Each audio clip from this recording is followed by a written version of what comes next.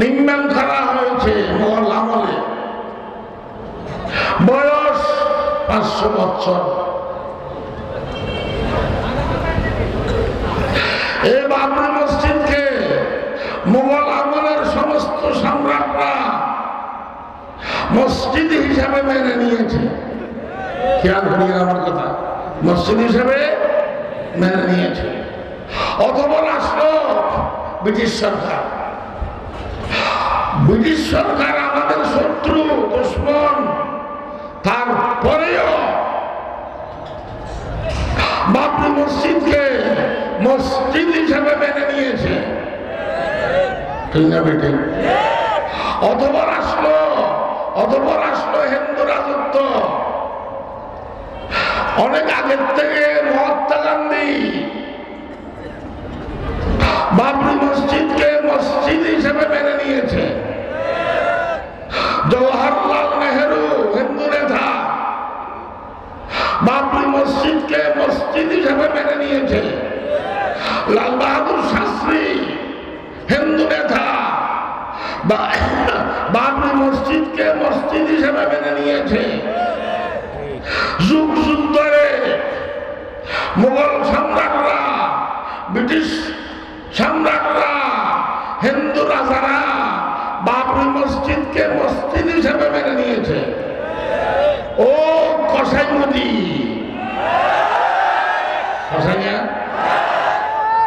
কয়েক বছর আগে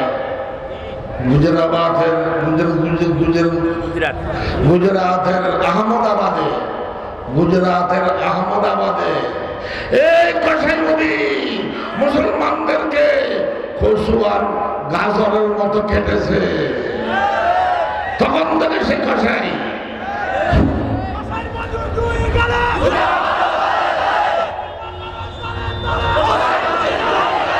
ও কসাই মোদি, আপনার কি সাহস?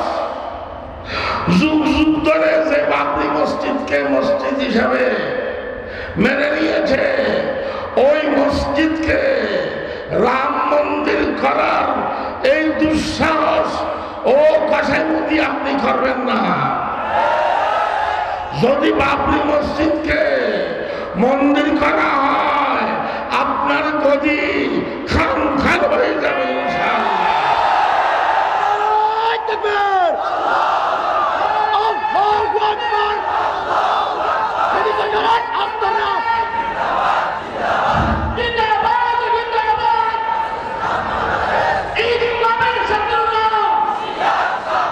কসাই মোদির সহযোগিতায় কিছু উগ্রপন্থী হিন্দুরা একটা মিথ্যা ইতিহাস সাজাইছে, মিথ্যা ইতিহাস বানাইছে।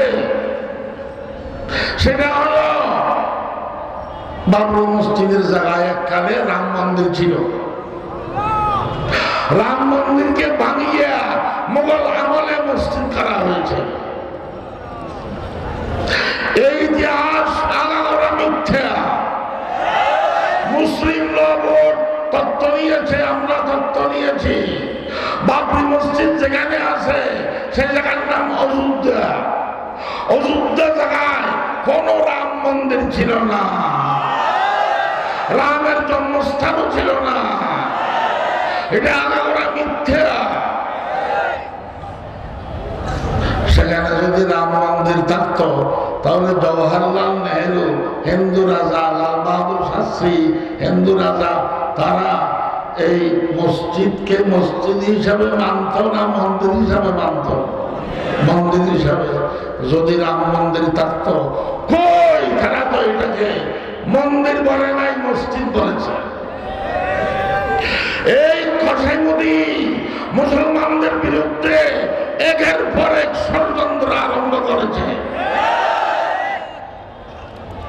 নতুন একটা চিকন ষড়যন্ত্র, নাগরিকত্ব বিল। এটা আমি বুঝিয়ে বলবো, এটা আমাকে বুঝে না। নাগরিকত্ব বিল পাস করেছে ভারতে কসাই মোদি।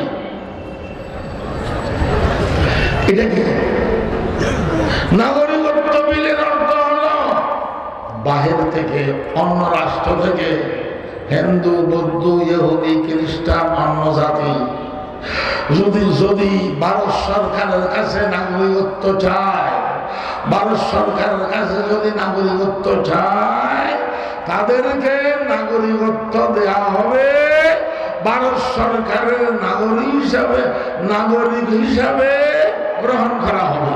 ঠিক আছে, আমাদের কোনো আপত্তি নেই। কিন্তু এই নাগরিকত্ব বিলের তালিকায় মুসলমানের নাম নাই। খেয়াল করেছেন কার নাম নাই? ও তৌহিদি জনতা, ইসলামের বিরুদ্ধে সমস্ত ষড়যন্ত্র আমাদের মাথায় রাখতে হবে। সে তালিকা কার নাম নাই বলেন না? তার উদ্দেশ্য হলো মুসলমানরা যদি নাগরিকত্ব চায়, ভারত সরকার মুসলমানদেরকে নাগরিকত্ব দেবে না, নাগরিকত্ব দেবে না। শুধু তাই নয়, এই নাগরিকত্ব বিল একতার সিগন্যাল যে ভারতে 20-30 কোটি যে মুসলমান আছে, ওই সমস্ত মুসলমানদের আস্তে আস্তে নাগরিক অধিকার কেড়ে নিবে, নাগরিকত্ব বাতিল করিয়া ওদেরকে ভারত থেকে বাহির করবে। কত বড় ষড়যন্ত্র! মুসলমানরা ভারতকে 700-800 বছর শাসন করেছিল। মুসলমানদের অনেক স্মৃতি ভারতে আছে। যে মুহূর্তে মুসলমানদেরকে ভারত থেকে বাহির করা হবে, যে মুহূর্তে মুসলমানদের উপর আরো জুলুম নির্যাতন করা হবে, সেই মুহূর্তে এই মোদী সরকারের উপর আল্লাহর গজব আসবে, গজব আসবে, গজব আসবে। ওদিনে তো উজুট খেয়ে পড়ে গেছিল, পড়ে গেছে, গণমত উঠে গেছে, আবার পড়লে উঠতেও পারবে না।